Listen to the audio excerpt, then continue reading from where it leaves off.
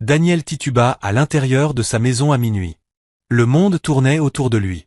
Il n'avait jamais été aussi ivre de toute sa vie. 4 bouteilles de Star, 3 verres de whisky, peut-être 4. Il avait perdu le compte. La voix de son ami Victor résonnait dans sa tête. « Tu dois te détendre, mec. La vie n'est pas si sérieuse. » Mais la vie était sérieuse. Son ex-femme allait se remarier. Son contrat d'affaires s'était effondré. Sa mère n'arrêtait pas d'appeler pour parler de petits-enfants qu'il n'aurait jamais. Daniel s'agrippa à la rampe de l'escalier, se hissant marche après marche. La maison était sombre, silencieuse. Le personnel était allé se coucher depuis des heures. Tant mieux. Il ne voulait que personne le voie dans cet état. La porte de sa chambre était déjà ouverte. Étrange, mais il était trop ivre pour s'en soucier. Il entra en titubant. N'alluma pas la lumière. Il voulait juste son lit. Juste oublier. Il retira ses chaussures d'un coup de pied, desserra sa cravate et se laissa tomber sur le matelas. C'est alors qu'il sentit quelque chose. De la chaleur. De la douceur. Quelqu'un était dans son lit. Son esprit embrumé par l'alcool eut du mal à comprendre. Une femme, ici, dans sa maison, dans son lit. C'était impossible. Il vivait seul. Il n'avait été avec personne depuis le départ de Joy. Il n'en avait même pas envie. Ça devait être un rêve. Un de ces rêves cruels où le corps se souvient de ce que c'était de ne pas être seul. Dans l'obscurité, la main de Daniel s'étendit et toucha une peau. Réelle. Chaude. Définitivement réelle. Son esprit ivre prit une décision que son esprit sobre n'aurait jamais prise. Il se rapprocha, et c'est là qu'elle se réveilla. Les yeux de Grace s'ouvrirent brusquement dans l'obscurité totale. Attends, quelqu'un était sur elle. Une respiration lourde. L'odeur de l'alcool. Ogre Daniel. La terreur la traversa comme un éclair. Elle ouvrit la bouche pour crier, mais sa main couvrit accidentellement, aveuglément, sa propre bouche. Ses yeux à lui étaient fermés. Il ne savait même pas que c'était elle. Il ne savait pas qui elle était. L'esprit de Grace s'emballa dans une panique pure. C'est ma faute. Je me suis endormi sur son lit. Je n'aurais jamais dû être ici. C'est ma punition. Elle se souvint des autres employeurs, des autres hommes. Que se passait-il quand les filles de maison résistaient? Battues. Chassées. Traitées de menteuses. Et Ogre Daniel, il avait été si gentil avec elle. Il lui avait donné la sécurité, l'éducation, l'espoir. Si elle criait maintenant, si elle se débattait, elle perdrait tout. C'est ma faute, se répéta-t-elle, les larmes coulant déjà sur son visage dans l'obscurité. J'étais dans son lit. Je n'aurais pas dû être là. Alors Grace prit une décision terrible. Elle devint complètement immobile. Retint sa respiration. Ferma les yeux.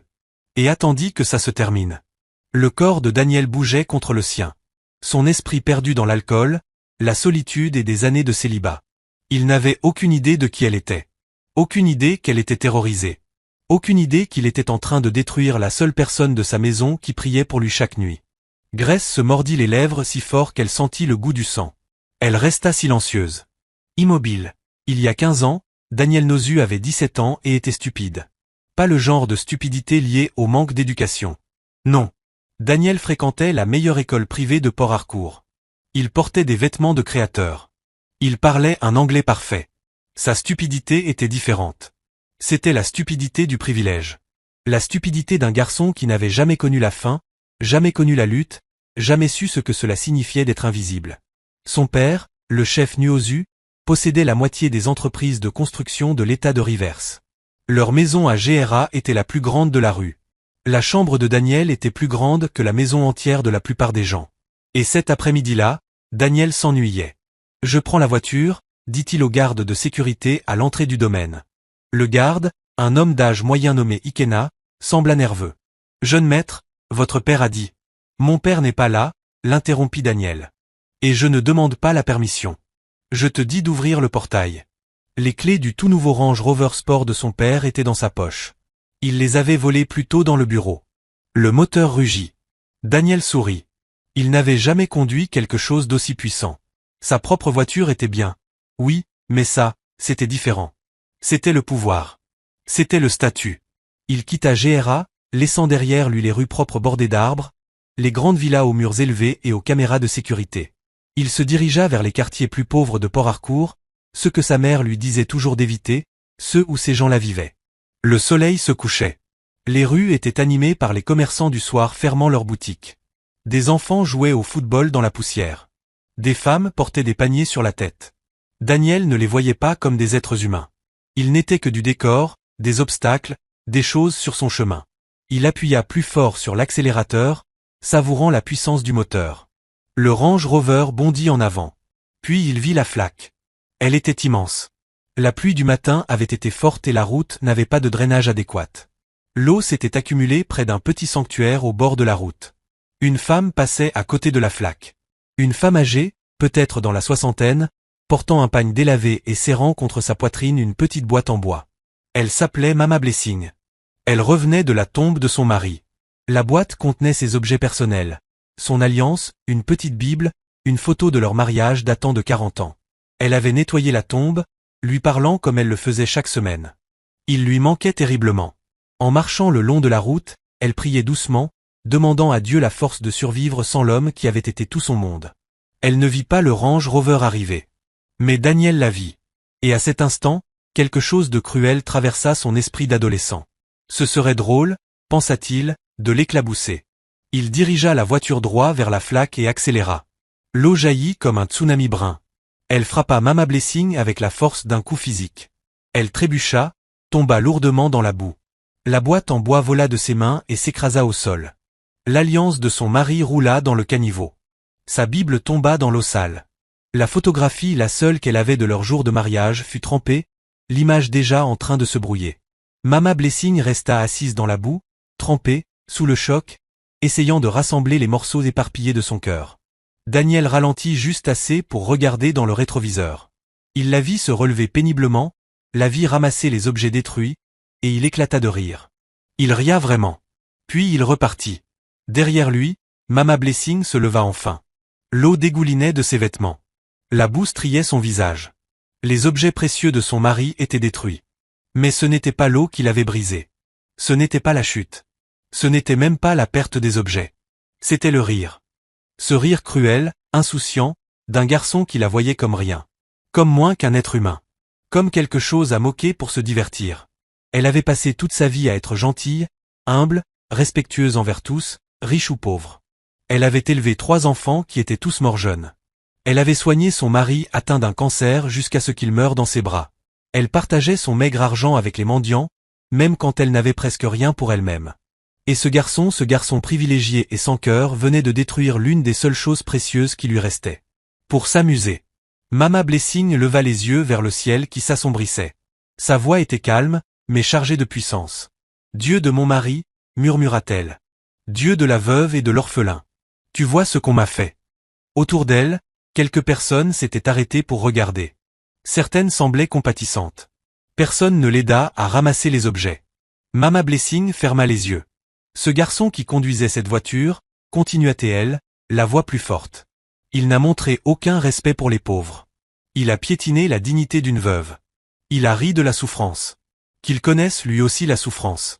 Que sa descendance soit comme de l'eau répandue et gaspillée. Qu'aucun enfant ne l'appelle père tant qu'il n'aura pas appris ce que signifie être piétiné. Jusqu'à ce qu'il comprenne la douleur, jusqu'à ce que son cœur se brise comme le mien se brise maintenant. Les paroles restèrent suspendues dans l'air. Plusieurs personnes qui observaient la scène reculèrent soudainement, mal à l'aise. Elle connaissait Mama Blessing. Elle savait qu'elle était une femme de prière. Elle savait que son défunt mari avait été un puissant homme de Dieu. Quand une femme comme elle prononce une malédiction, des choses arrivent. Les années passèrent. Daniel Nozu grandit. Il oublia la vieille femme. Il oublia la flaque. Il oublia le rire cruel. Son père mourut quand Daniel avait 22 ans, lui laissant tout l'empire familial, Wozu Enterprises, construction, immobilier, contravalant des milliers de milliards de Naira. À 25 ans, Daniel avait doublé la fortune familiale. À 28 ans, il était l'un des célibataires les plus convoités de Port Harcourt. C'est alors qu'il rencontra Joy.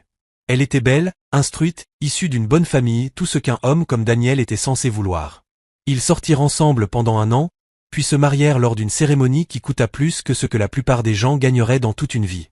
Tout le monde disait qu'ils formaient le couple parfait. Mais derrière les portes closes, il y avait un problème. Un problème qui commença petit et grandit jusqu'à consumer leur mariage. Joy ne tombait pas enceinte. Au début, ils ne s'inquiétaient pas. Ils étaient jeunes. Ils avaient le temps. Mais après 1 an d'essai, Joy suggéra de consulter un médecin. Puis une autre année passa. Puis encore une autre. Les médecins firent des examens. Tous les examens imaginables. Joy était parfaitement en bonne santé. Tout fonctionnait exactement comme il fallait. Mais pour Daniel, les résultats n'avaient aucun sens médical. Ses analyses montraient qu'il était techniquement normal. Aucune anomalie physique, aucune maladie, aucune blessure. Pourtant, son nombre de spermatozoïdes était presque inexistant.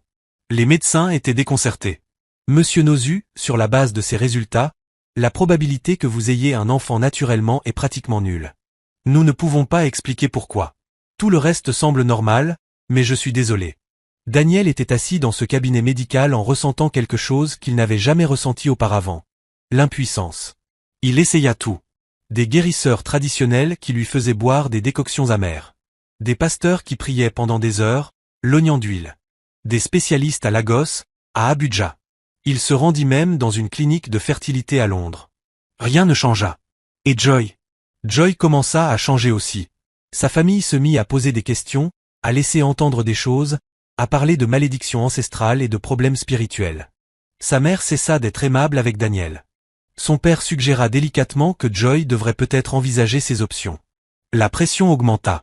3 ans après leur mariage, Joy fit asseoir Daniel dans leur salon. « Je n'en peux plus », dit-elle doucement.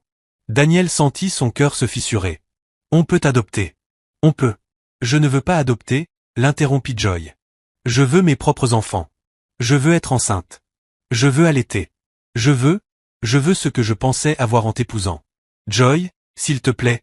Ma famille a raison, continua-t-elle, sa voix se durcissant. Il y a quelque chose qui ne va pas chez toi. Quelque chose de contre nature. Et je ne peux pas passer le reste de ma vie à attendre un miracle qui n'arrivera jamais. Elle demanda le divorce la semaine suivante. Daniel ne se battit pas. Que pouvait-il dire? Elle avait raison. Il était brisé d'une manière fondamentale que les médecins ne pouvaient pas réparer et que les prières ne pouvaient pas guérir. Le divorce fut prononcé le jour de son 32e anniversaire. Il retourna vivre dans le manoir de Gera où il avait grandi, mais cette fois-ci seul. Pas de femme. Pas d'enfant. Aucun espoir d'en avoir. Juste lui, l'immense maison vide et le personnel qui y travaillait. Et pour la première fois de sa vie, Daniel Nozu comprit la solitude. Une solitude profonde, écrasante.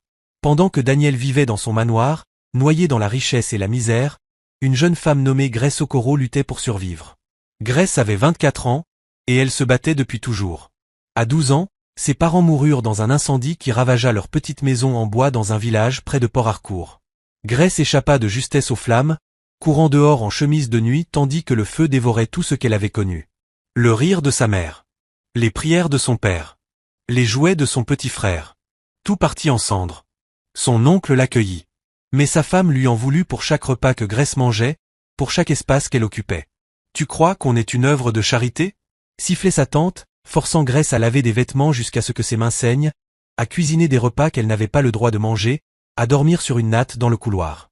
Quand Grace eut 16 ans, le regard de son oncle devint insistant. Ses mains commencèrent à la toucher de manière déplacée quand sa femme ne regardait pas. Grace s'enfuit. Elle vécut dans les rues de Port Harcourt pendant une semaine, jusqu'à ce qu'une femme la trouve en pleurs devant une église et lui propose un travail de fille de maison. Ce travail dura 3 mois, jusqu'à ce que le mari de la patronne tente de la forcer en pleine nuit. Grace s'enfuit de nouveau. La famille suivante fut meilleure pendant un temps, mais elle était presque pas payée.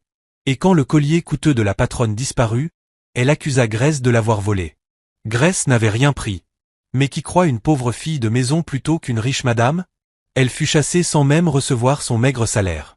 À 24 ans, Grace avait travaillé pour cette famille différente, cette expérience différente d'abus, d'exploitation ou d'abandon.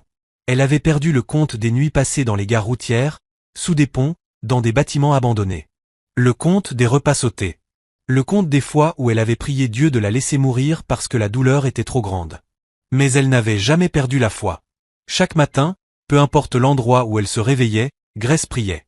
Elle remerciait Dieu pour un jour de plus. Elle lui demandait d'ouvrir un chemin quand il n'y en avait aucun. Et un après-midi humide à Port Harcourt, ses prières furent exaucées d'une manière inattendue. Elle rencontra une femme nommée Rose dans une petite église à Rumola. Rose était la gouvernante principale d'un homme riche à Gera. Elle avait un visage doux, maternel, et elle vit quelque chose en Grace, quelque chose de résili, d'intact malgré tout. « Nous avons besoin d'une autre fille de maison », dit Rose à Grace après le service. Le travail est dur, mais mon patron est un homme bien. Il ne fait pas ce que font les autres hommes riches. Il est gentil. Triste, mais gentil. Le premier réflexe de Grace fut la méfiance. Elle avait déjà entendu ce genre de promesses. Mais les yeux de Rose étaient sincères, et Grace était si fatiguée, si affamée, si désespérée d'avoir un endroit sûr où dormir. Quand est-ce que je peux commencer? Demanda Grace doucement. La première fois que Grace franchit les grilles de la propriété de Daniel Nozu, elle eut envie de pleurer non pas de peur, mais d'incrédulité. Le manoir était, elle ne trouvait même pas les mots. Des piliers blancs, une fontaine dans l'allée circulaire, des jardins si verts qu'ils semblaient peints. Des caméras de sécurité partout. C'est vraiment ici que je vais travailler? Murmura Grace à Rose. Rose sourit. Oui, ma chère. Et tes quartiers sont à l'arrière. Petit mais propre. Tu auras ta propre chambre, ta propre salle de bain. 3 repas par jour. Les jambes de Grace faillirent céder. Sa propre chambre. Elle n'en avait pas eu depuis la mort de ses parents, 12 ans plus tôt. Rose lui montra l'entrée des domestiques, la cuisine, la buanderie, les réserves. Le manoir comptait 15 chambres. 15. Enfin, Rose l'emmena rencontrer Ogre Daniel. Il était dans son bureau, travaillant sur un ordinateur portable. Quand elles entrèrent, il leva brièvement les yeux. Grace se prépara au regard qu'elle recevait toujours des hommes riches, ce regard prédateur, évaluateur. Mais Daniel se contenta de hocher poliment la tête. « C'est la nouvelle? »« Oui, monsieur, » répondit Grace. « Rose te formera. Travaille dur, sois honnête, et tout ira bien ici. » Il se replongea dans son ordinateur, les congédiant déjà. C'était tout. Pas de remarques déplacées. Pas de regards insistants. Pas de viens me voir plus tard dans ma chambre. Rien. Grace suivit Rose dehors, confuse. « Je te l'avais dit, » dit Rose doucement. Ogre Daniel est différent. Il a beaucoup souffert. Sa femme l'a quitté. Il ne peut pas avoir d'enfant. Ça a brisé quelque chose en lui. Mais il n'a jamais été cruel avec nous. Jamais levé la main. Jamais élevé la voix. Sauf quand on fait une grosse erreur. Tu es en sécurité ici, Grace.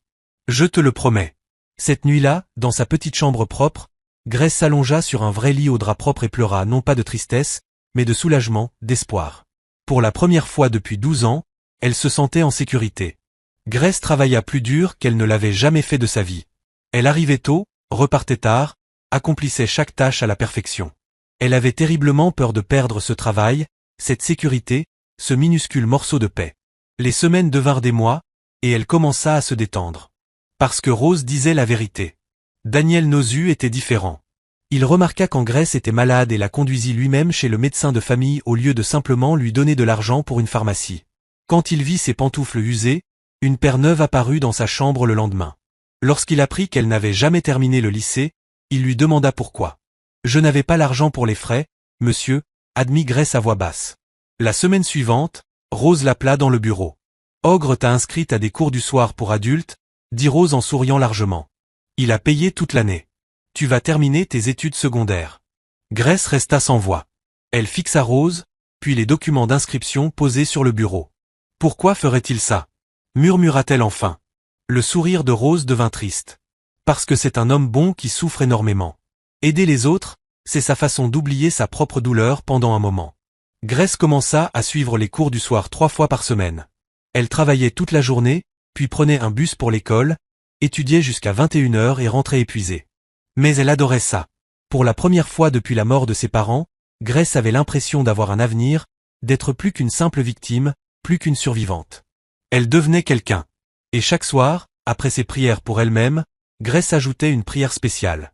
Dieu, s'il te plaît, bénis Ogre Daniel. Donne-lui les enfants qu'il désire tant. Guéris ce qui est brisé en lui. Il a été si bon avec moi. Sois bon avec lui. Elle ne savait pas que Daniel l'entendait parfois prier. Sa chambre se trouvait juste au-dessus de ses quartiers. Les nuits calmes, sa voix montait par la fenêtre. Et parfois, allongé seul dans son immense lit, Daniel écoutait cette jeune fille qui n'avait rien prié pour lui, qui avait tout. Cela le rendait à la fois profondément reconnaissant et terriblement honteux. Reconnaissant qu'il y avait encore de la bonté dans ce monde. Honteux d'avoir gaspillé tant d'années de sa vie sans la voir. 6 mois après l'arrivée de Grace au manoir, Daniel vécut la pire semaine de sa vie. Lundi, un important contrat de construction s'effondra. 20 millions de Naira perdus. Mardi, sa mère l'appela en pleurs, le suppliant de se remarier. « Je veux des petits-enfants avant de mourir, Daniel. » Est-ce trop demandé? Mercredi, il vit dans le journal l'annonce du mariage de Joy. Elle épousait un dirigeant d'une compagnie pétrolière. La légende précisait qu'ils espéraient fonder une famille bientôt. Jeudi, il évita tous les appels et resta enfermé dans son bureau, noyé sous les dossiers et l'apitoiement sur lui-même. Vendredi, son ami Victor l'appela. « Mon gars, tu dois sortir de cette maison.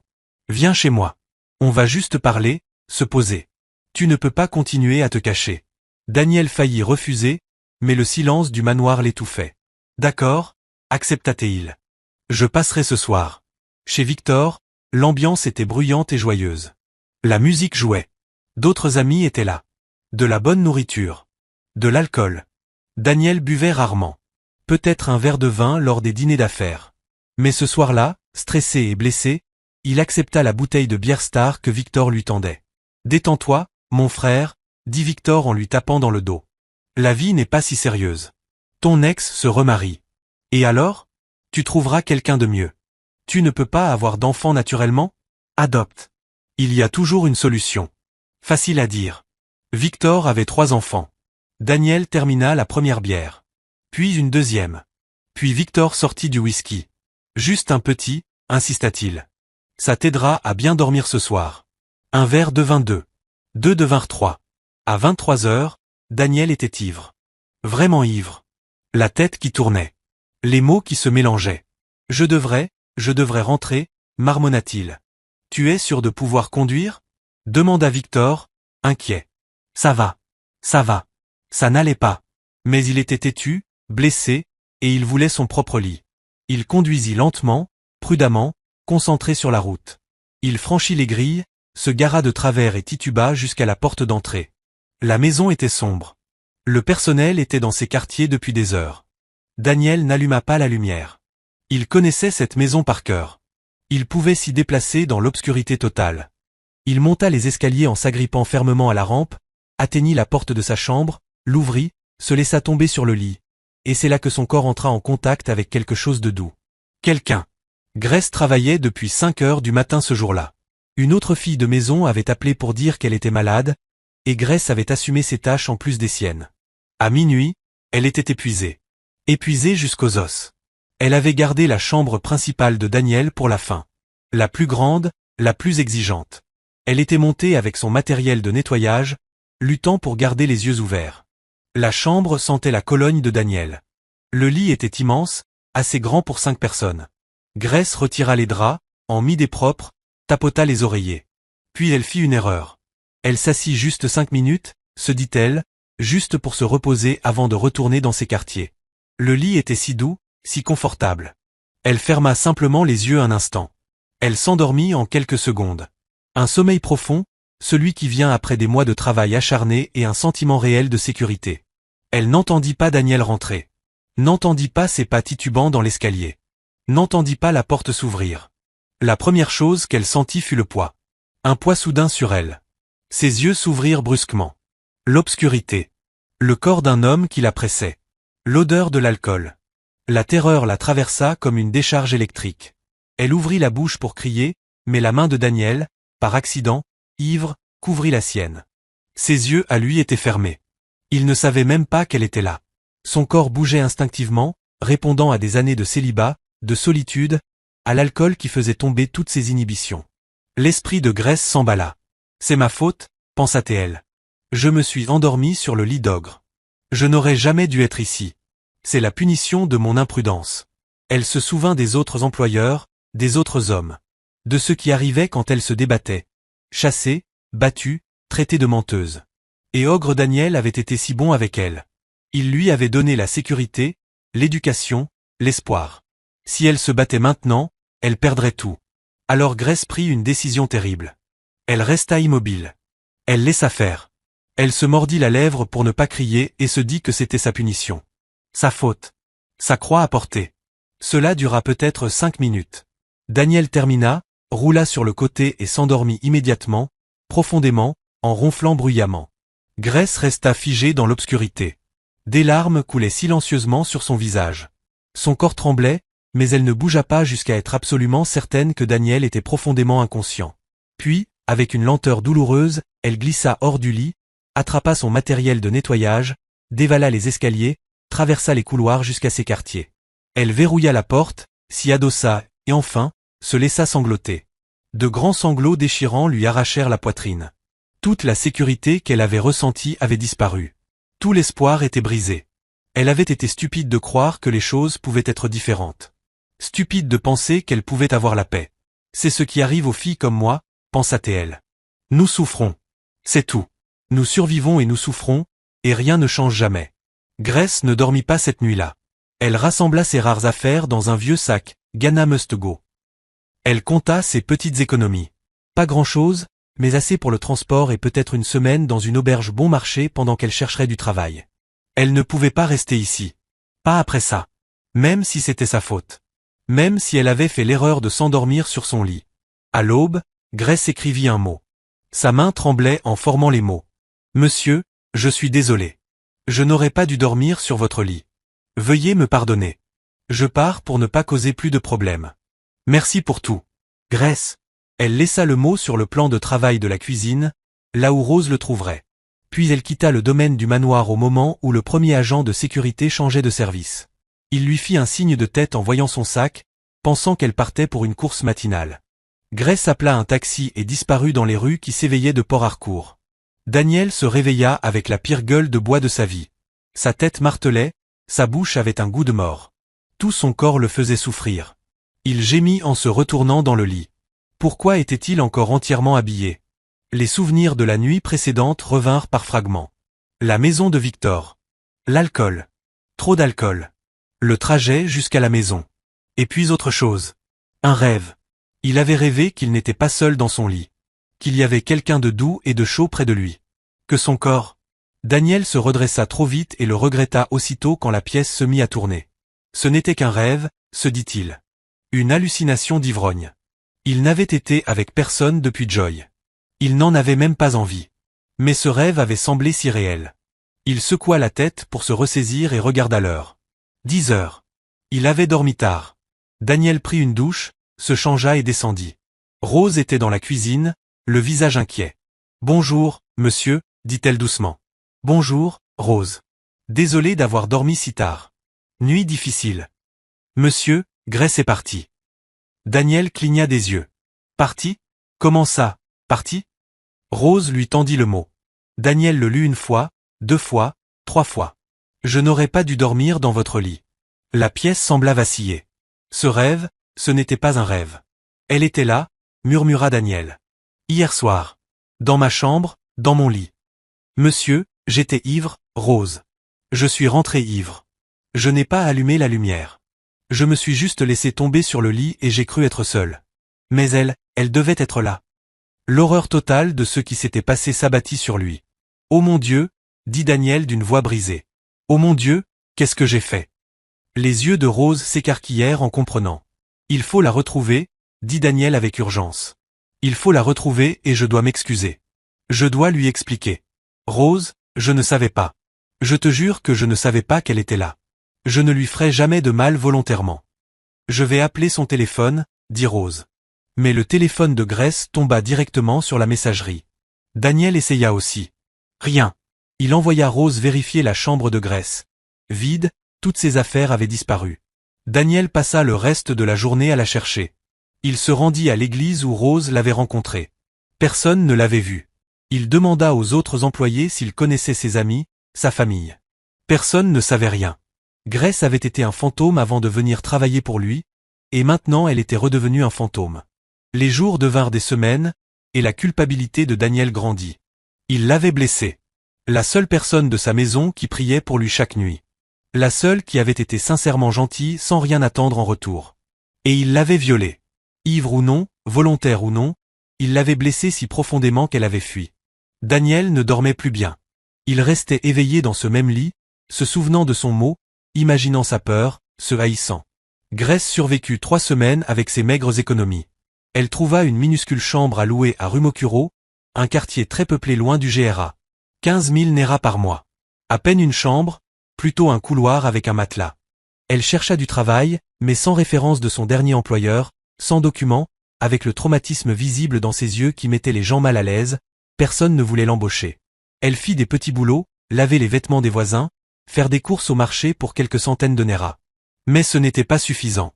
Au 2e mois, elle ne put plus payer le loyer. Le propriétaire l'a mis dehors. Grace se retrouva de nouveau à la rue. Cette fois, c'était pire qu'avant. Parce qu'elle avait goûté à la sécurité. Elle avait goûté à l'espoir. Et le perdre à nouveau, c'était comme mourir. Elle dormait dans les gares routières, sous le pont du marché, partout où elle pouvait. Puis elle commença à se sentir malade. Des nausées chaque matin, des vertiges, une fatigue qui dépassait même la faim. Au début, elle pensa que c'était le paludisme. Mais quand ces règles ne vinrent pas, Grace ressentit une autre forme de terreur. Non, pensa-t-elle. S'il te plaît, mon Dieu, non. Elle rassembla de quoi acheter un test de grossesse bon marché chez un pharmacien. Positif. Grace s'assit dans les toilettes publiques sales où elle avait fait le test, fixa les 2 lignes roses et sentit son monde s'écrouler. Enceinte après une seule rencontre. Une seule rencontre terrible et traumatisante. Comment est-ce possible? Pensa-t-elle. Une seule fois. Un seul homme dans toute ma vie, et maintenant je suis enceinte. Elle n'avait pas les moyens d'avorter, même si elle l'avait voulu. Et quelque chose en elle, sa foi, la voix de sa mère dans ses souvenirs l'en empêchait de toute façon. Mais comment survivre ainsi? Enceinte et sans abri. Sans argent, sans soutien, sans personne. Grace tenta de cacher sa grossesse aussi longtemps que possible. Elle continua les petits boulots, survécut tant bien que mal.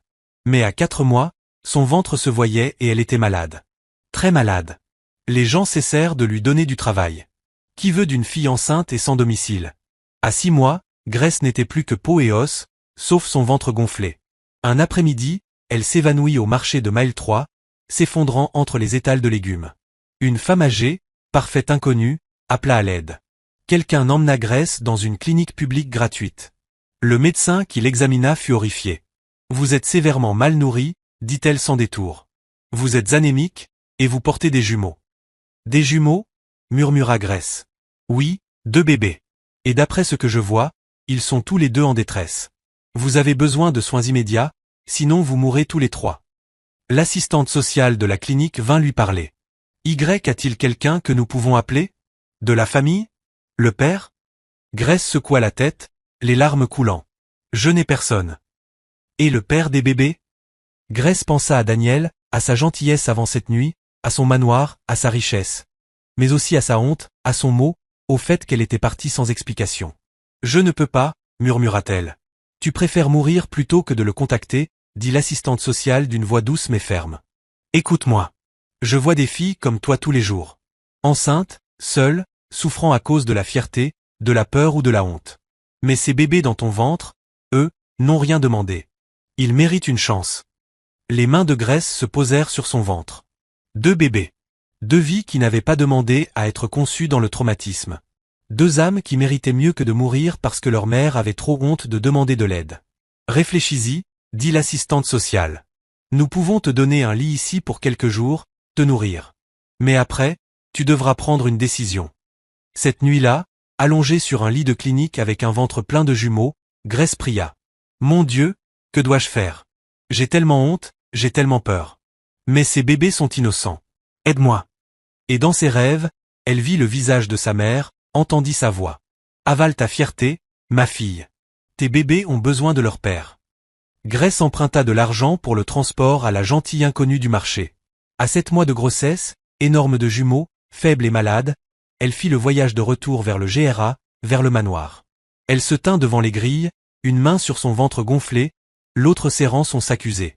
Tout en elle criait de fuir, mais elle pensa au bébé qui bougeait en elle, aux paroles du médecin. En détresse. Elle appuya sur l'interphone. La voix du garde retentit. Oui. Sa voix tremblait. S'il vous plaît, j'ai besoin de voir monsieur Daniel. Dites-lui que c'est Grace. Silence. Puis, attendez-la. À l'intérieur du manoir, Rose dépoussiérait le salon quand le garde l'appela. Madame Rose, il y a une fille au portail. Elle dit qu'elle s'appelle Grace. Elle a l'air très enceinte, madame. Rose laissa tomber le plumeau. Grace? Notre Grace? Je pense, madame. Rose courut vers l'écran de sécurité. L'image la fit chanceler. Grace. Mais pas la Grace d'il y a quelques mois. Celle-ci était une ombre. Maigre, malade, avec un ventre si gonflé qu'il semblait douloureux. Rose monta en courant à l'étage, jusqu'au bureau de Daniel, sans même frapper. Monsieur. Monsieur. Grace est au portail. Daniel leva les yeux de son ordinateur, confus. Quoi? Grace, elle est là. Elle est? Monsieur, elle est très enceinte. Le visage de Daniel devint livide. Il se leva si vite que sa chaise tomba en arrière. Enceinte? Mais ça voudrait dire. Il dévala les escaliers, traversa la maison, sortit par la porte d'entrée. Le garde avait déjà ouvert le petit portail. Grace se tenait là, vacillant légèrement, comme si elle allait s'effondrer. Daniel s'arrêta à quelques pas, la fixant. Ce ne pouvait pas être la même fille. La Grace dont il se souvenait était petite, mince mais en bonne santé, les yeux brillants malgré ses épreuves. Celle-ci semblait sortir d'une guerre. Grace, murmura-t-il. Elle leva les yeux, les larmes coulant déjà. Monsieur, je suis désolé. Tellement désolé. Je ne voulais pas revenir. Je ne voulais pas vous déranger. Mais les bébés, le médecin a dit qu'ils sont en train de mourir, et je ne sais plus quoi faire. Elle s'effondra. Daniel la rattrapa avant qu'elle ne touche le sol. Il la fit rentrer, l'allongèrent sur le canapé du salon. Rose apporta de l'eau, essaya de la faire boire. Daniel restait là, l'esprit en ébullition. Des bébés. Elle avait dit des bébés, au pluriel. Rose appela le docteur Samuel. Maintenant. Dis-lui que c'est une urgence.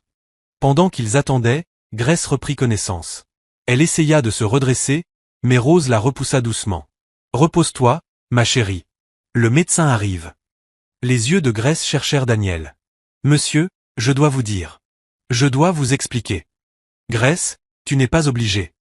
S'il vous plaît, laissez-moi parler, l'interrompit-elle d'une voix désespérée. Daniel hocha la tête et s'agenouilla près du canapé. Grace prit une respiration tremblante. Cette nuit-là, il y a 6 mois, je nettoyais votre chambre. J'étais si fatiguée. Je me suis assise sur votre lit juste pour me reposer, et je me suis endormie. Je n'aurais pas dû. C'était mal. Et quand vous êtes rentré, et ce qui s'est passé, c'était ma faute. J'étais dans votre lit. Je n'aurais pas dû être là. Daniel eut l'impression d'être poignardé. Grace, non. Ne dis pas ça. Ce n'était pas ta faute. J'étais ivre. Je ne savais même pas que tu étais là. Si j'avais su, mon Dieu, si j'avais su, je ne l'aurais jamais. Je sais, murmura Grace. Vous avez toujours été gentil avec moi. C'est pour ça que je suis parti. J'avais tellement honte. Je pensais que vous me détesteriez pour avoir été négligente, pour vous avoir mis dans cette situation. Te détester? La voix de Daniel se brisa. Grace, je te cherche depuis des mois. Je me noie dans la culpabilité. Je t'ai fait du mal, tu as fui, et je n'ai jamais pu m'excuser. Je n'ai pas pu réparer les choses. De nouvelles larmes coulèrent sur le visage de Grace. Je ne vous ai jamais accusé, monsieur. Jamais. Vous m'avez donné la seule paix que j'ai jamais connue. C'est juste que, j'avais peur et honte.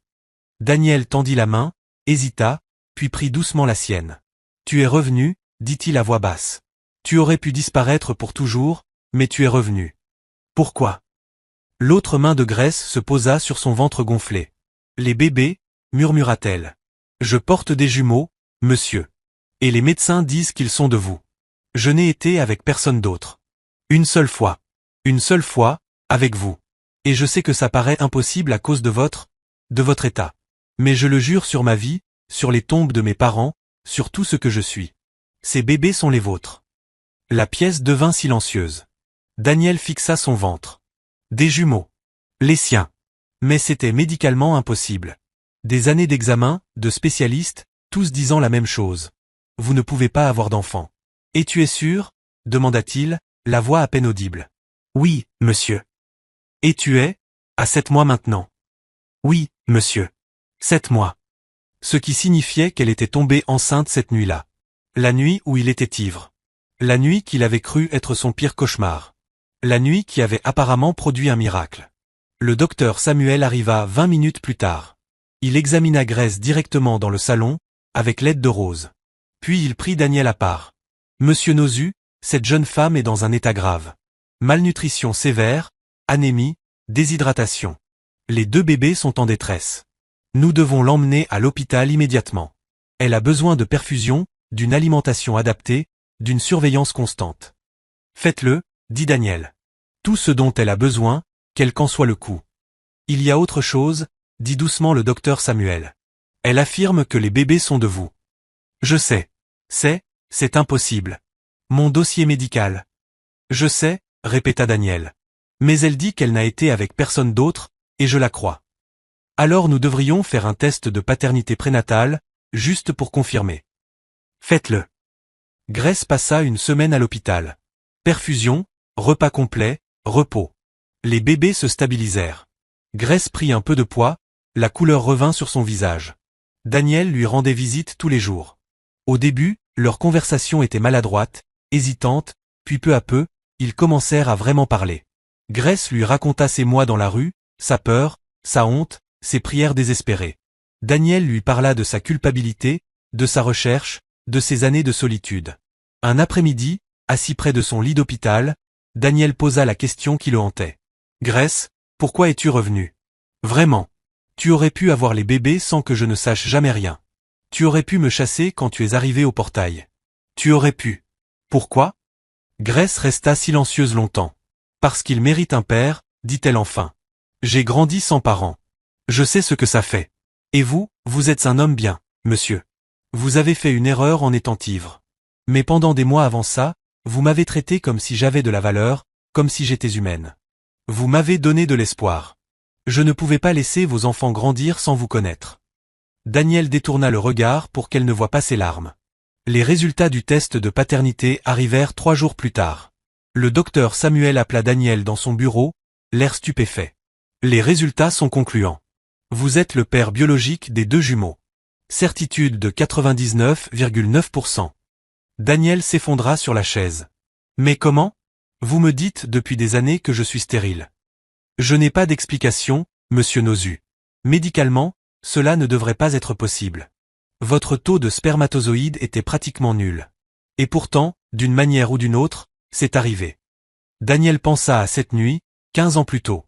La flaque d'eau, Mama Blessing, la malédiction.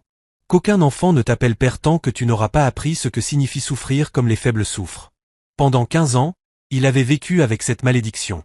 La douleur de l'infertilité, la honte, le mariage brisé, la solitude.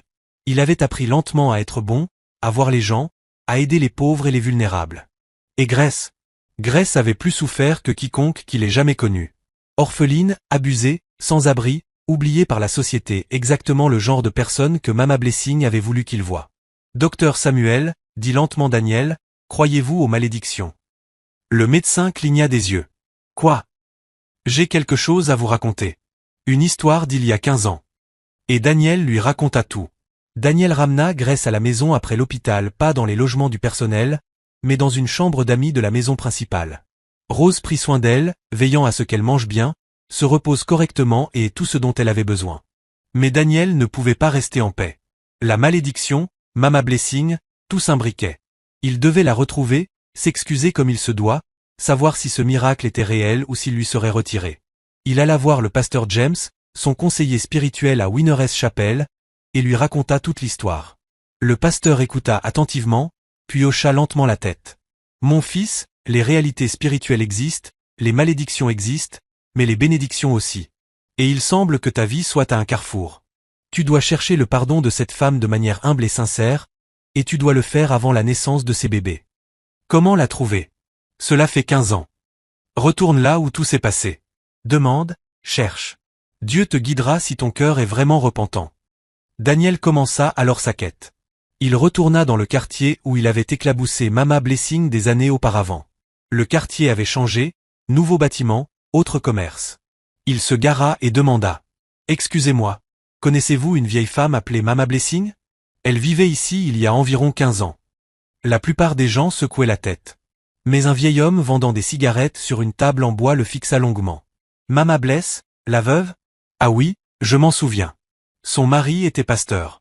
Il est mort, et elle est retournée dans son village. Savez-vous dans quel village ? Quelque part à l'intérieur de l'État de Rivers. Je ne me souviens pas du nom. Ce n'était pas grand-chose, mais c'était un début. » Daniel passa les 3 semaines suivantes à chercher.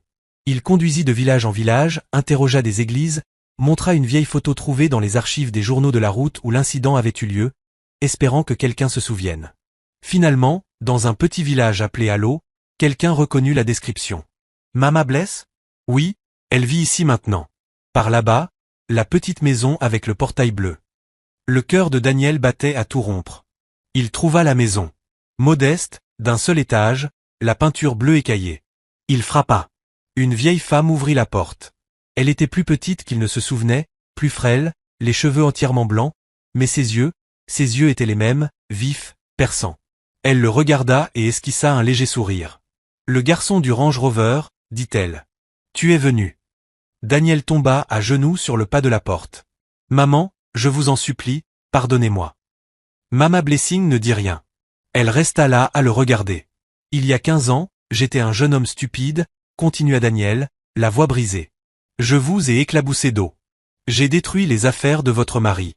J'ai ri de votre douleur. J'ai été cruel, sans cœur. Je ne vous ai pas vu comme un être humain. Les larmes coulaient sur son visage. Vous m'avez maudit. Et j'ai vécu avec cette malédiction depuis. Pas d'enfant, un mariage brisé, des années de souffrance. Mais je le méritais. Je méritais chaque instant. Mama Blessing restait silencieuse. Mais maman, j'ai changé. J'ai essayé de changer. J'ai aidé les pauvres. J'ai été bon envers ceux qui n'ont rien. J'ai appris à voir les gens comme j'aurais dû vous voir. Il leva les yeux vers elle. Il y a une fille, Grace. Elle porte mes enfants. Des jumeaux. Les médecins disent que c'est impossible, mais c'est vrai. Ils sont de moi. Et je pense que c'est peut-être la levée de la malédiction. Peut-être ma chance. Mais je ne peux pas avancer sans votre pardon. Je ne peux pas élever ces enfants en sachant que je ne me suis jamais excusé correctement auprès de vous. Mama Blessing parla enfin. Lève-toi, mon enfant. Daniel se releva, tremblant. Elle étudia son visage. Parle-moi de cette fille, celle qui porte ta semence. Daniel lui raconta tout. Les souffrances de Grace, sa bonté, ses prières pour lui-même quand elle n'avait rien. La nuit fatidique, son retour, son humilité malgré tout. Elle est revenue non pas pour me piéger, dit Daniel, mais parce qu'elle voulait que mes enfants aient un père. Même si je l'ai blessée, même si elle avait toutes les raisons de me haïr, elle a pensé au bébé avant tout. Les yeux de Mama Blessing s'adoucirent. Amène-la moi, dit-elle. 3 jours plus tard, Daniel amena Grace chez Mama Blessing. Grace était maintenant enceinte de 8 mois, son ventre énorme avec les jumeaux. Elle avançait lentement, prudemment. Quand elle vit Mama Blessing, quelque chose dans son esprit reconnut quelque chose chez la vieille femme. Toutes deux avaient souffert. Toutes deux avaient survécu. Toutes deux avaient prié à travers la douleur. Mama Blessing les invita dans sa petite maison. Ils s'assirent dans le salon, Daniel et Grace sur un canapé usé, Mama Blessing sur une chaise en face. « Laisse-moi te regarder, mon enfant », dit Mama Blessing à Grace. Grace se leva, se tournant légèrement pour que Mama Blessing puisse voir son profil. « 2 vies », murmura Mama Blessing. « 2 âmes, 2 bénédictions. » Elle posa des questions à Grace sur ses parents, ses souffrances, sa foi. Grace répondit honnêtement, humblement, la voix douce mais ferme. Finalement, Mama Blessing hocha la tête. « Viens ici, ma fille. » Grace s'approcha. Mama Blessing posa ses 2 mains sur le ventre gonflé de Grace. « Quand j'ai maudit cet homme, dit Mama Blessing, j'ai demandé aux esprits qu'aucun enfant ne l'appelle père tant qu'il n'aurait pas appris à souffrir comme souffrent les humbles, tant qu'il n'aurait pas compris la douleur. Jusqu'à ce que son cœur se brise et se reconstruise. » Elle regarda Daniel. « Tu as souffert. Je le vois dans tes yeux. L'arrogance a disparu. La cruauté a disparu. Tu as été humilié. » Puis elle se tourna vers Grace. « Et toi, ma fille, tu es la réponse aux 2 prières. Tu as plus souffert que lui ne l'a jamais fait. Mais tu es restée bonne. Tu as prié pour ton oppresseur. Tu es revenue pour tes enfants alors que tu étais en train de mourir. Tu es le réceptacle à la fois de la malédiction et de la bénédiction. » Mama Blessing ferma les yeux et pria en igbo, sa voix montant et descendant comme une vague. Grace sentit une chaleur se répandre depuis les mains de Mama Blessing. « Je retire la malédiction, » déclara Mama Blessing. « Je la remplace par la bénédiction. Ces enfants seront puissants. Ils feront le pont entre les riches et les pauvres. Ils se souviendront de la souffrance de leur mère et de la rédemption de leur père. Ils apporteront la lumière dans l'obscurité. » Elle ouvrit les yeux. « Tu es pardonné, Daniel Nozu. Ta dette est payée. Tes enfants vivront. Et ils seront un témoignage de la puissance du repentir et des secondes chances. » Daniel et Grace retournèrent à Port Harcourt en silence. Tous 2 pleuraient. Tous 2 sentaient le poids de 15 années s'envoler. En franchissant les grilles du manoir, Grace parla. « Que se passe-t-il maintenant ?» Daniel se tourna vers elle. « Je veux t'épouser, Grace. » Elle le regarda, choquée. « Monsieur, vous n'êtes pas obligé. » Je sais que je ne suis pas obligé. Je le veux. Grace, tu es la personne la plus forte que j'ai jamais rencontrée. Tu as prié pour moi quand tu n'avais rien. Tu es revenu pour nos enfants alors que tu aurais pu disparaître à jamais. Tu m'as montré ce qu'est la vraie foi, la vraie force. Mais votre famille, vos amis, ils n'accepteront jamais. Je m'en fiche, dit Daniel fermement. J'ai passé trop d'années à me soucier de ce que les autres pensent. Ces bébés ont besoin de leurs deux parents. Et moi, je suis tombé amoureux de toi, Grace. De ta force, de ta bonté, de ton cœur.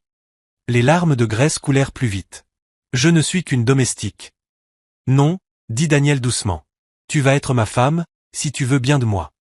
L'annonce de Daniel qu'il allait épouser Grace provoqua le chaos. Sa mère arriva au manoir, horrifiée. Une domestique? Une fille sans famille, sans éducation, sans origine. Daniel, as-tu perdu la tête? Non, maman. Je l'ai retrouvée. Elle porte tes petits-enfants. Comment est-ce possible? Tout le monde sait que tu étais maudit. J'étais maudit, mais maintenant je suis béni. Et Grace est cette bénédiction. Sa mère rencontra Grace et tenta de l'intimider. Mais Grace, fortifiée par la prière de Mama Blessing et l'amour de Daniel, tint bon. Maman, je sais que je ne suis pas celle que vous vouliez pour votre fils. Je sais que je suis pauvre, sans instruction, sans importance. Mais je l'aime et je serai une bonne épouse.